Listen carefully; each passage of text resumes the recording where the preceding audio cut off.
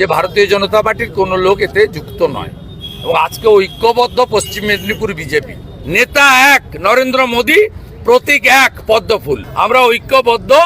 এটা নিয়ে যারা আনন্দ করছেন আনন্দ করুন। আমরা তো উড়িষ্যার বর্ডারে থাকি।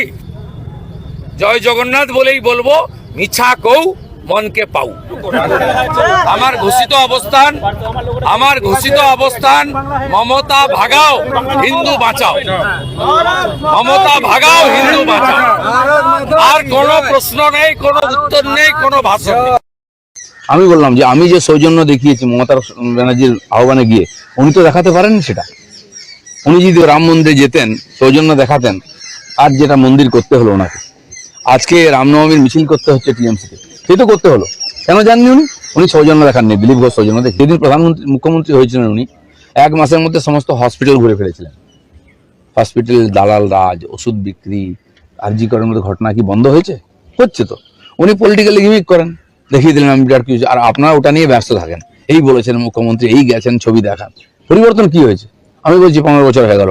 বলুন তো সেদিন আর আজকের মধ্যে এই যে প্রাথমিক পরিষেবাগুলোর কি পরিবর্তন হয়েছে? কোনো পরিবর্তন আর হবেও না। উনি চান না পরিবর্তন, উনি রাজনীতি করতে চান। আমরা তারই বিরোধিতা করি। কিন্তু আপনি এটা ভাবুন, আপনি আজকে করছেন, কালকে আপনার সরকার থাকবে না, তারপরে কি আপনি এটা করতে পারবেন? পারবেন না। আপনার ভাইপো কয়লা চুরি, গরু চুরি সবার মধ্যে ইনভলভ আছে। তার বন্ধু, তার বিনয় মিশ্রা দেশ ছেড়ে পালিয়ে গেছে।